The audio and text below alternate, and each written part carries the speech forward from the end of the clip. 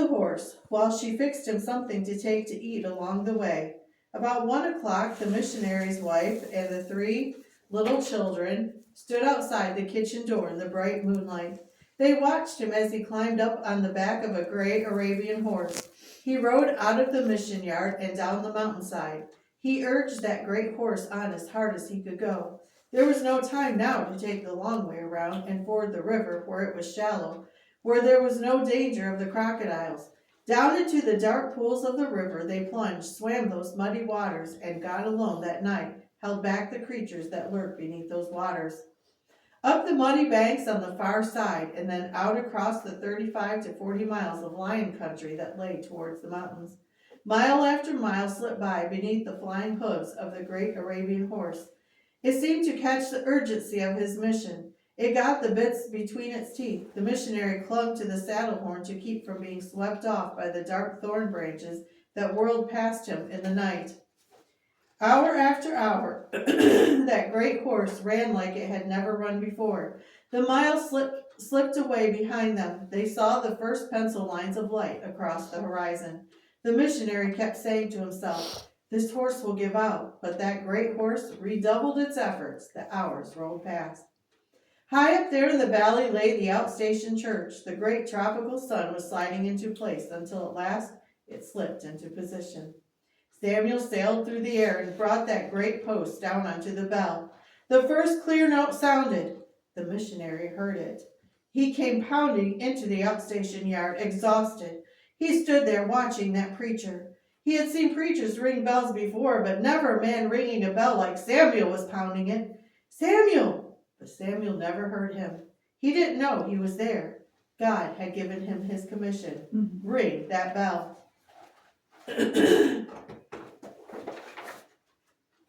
Samuel was pounding that bell with all of his might. His little wife was standing in the yard, her baby clasped to her. She wheeled around and saw the missionary on the horse behind her. She pointed up the valley. He wheeled his horse around. There was the chief and his men on their way down the mountainside. Something would have to be done in a hurry. Up he rode to meet them. The chief went past him like a shot. "Get out of here, white man, you'll be killed." The missionary rose in the stirrups of his horse. He lifted his hand. For a split second, those warriors hesitated. They had heard that God had done things for this man. They didn't know, but what, maybe he was going to do something now. He started to preach to them. He started to pour out the wonderful story of Jesus. They stood there in amazement. They listened. High up on the mountains, the little clusters of people stood and watched. Then down the footpaths they started to come. The crowd grew, hour after hour, as that hot sun blazed down. He stood in the stirrup of that horse and told them the entire wonderful story of Jesus. This is what we have thought to give to you, people of Africa. This is what you are trying to destroy. Instantly, a tall councilman was on his feet. "Missionary, I didn't know it was that way. If it is that way, I will have nothing to do with the burning of that church. I'll stand alone." He marched over and stood by himself. The missionary saw his opportunity. "Those of you who would burn the church, follow your chief. But those of you who have the courage to stand with your councilman, stand behind him." Like one man, that great multitude slowly but surely came to their feet and shuffled in behind the old councilman. Fear crossed Chief Chatuga's face. "Missionary, no man has ever made my people disobey me before. It can't be you. It can only be your God. And if it is your God, I too am afraid to touch that church. I'll stand with my tribe." He marched over and stood in front of his people. The missionary wheeled his horse around. "Let's call Samuel," he shouted. They pounded down the mountain into the churchyard. You know what Samuel was doing? You should. He was still hammering away faithfully on that bell. All day until the tropical sun, he had pounded that bell. God had told him to ring the bell. "Samuel, these men want to hear you preach." Samuel preached as if his heart would break. At the close of that day, they marched forward, flung down their big 6-foot cowhide shields, thrust down the spears, threw their leopard skins off their shoulders, and fell to their knees, bowing their shaggy heads humbly at the feet of Jesus. And in the years that followed, 6 times the chief with his warriors slipped down to that church and pulled it down to the ground so that they could rebuild it bigger and bigger and bigger to handle the crowds that gathered to listen to that man's anointed preaching.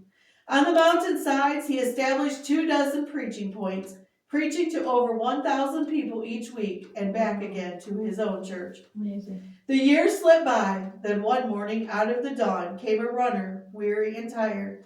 He dropped to his knees beside Samuel's hut. He whispered something in Samuel's ears.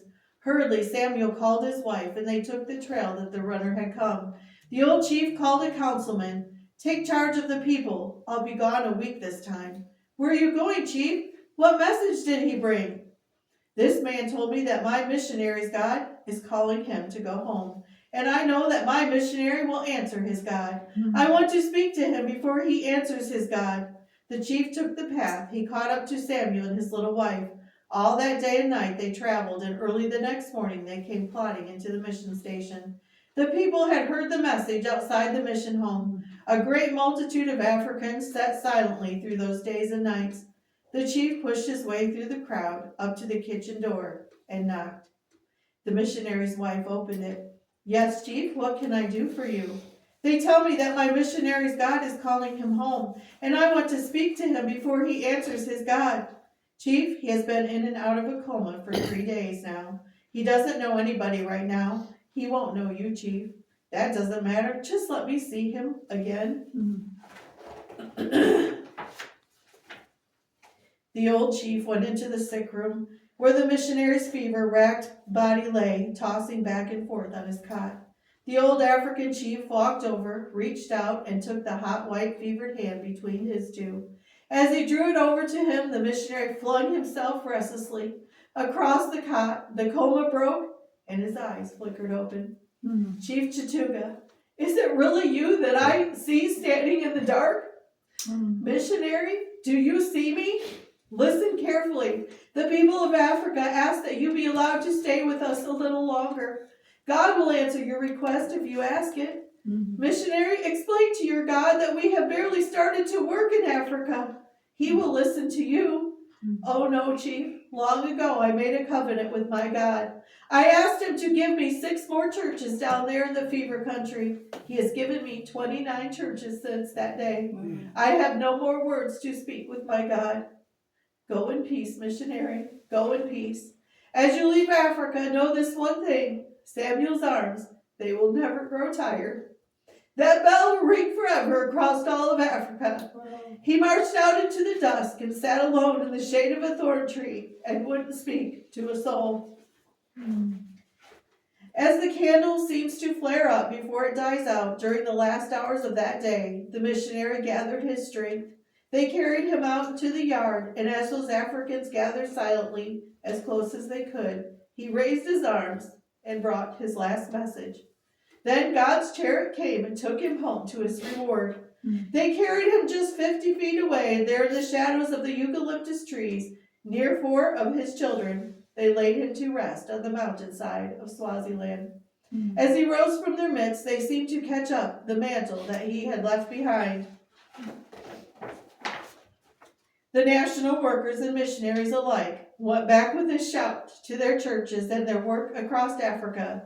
That gospel bell would ring in every corner. What a story. Amen. Wonderful.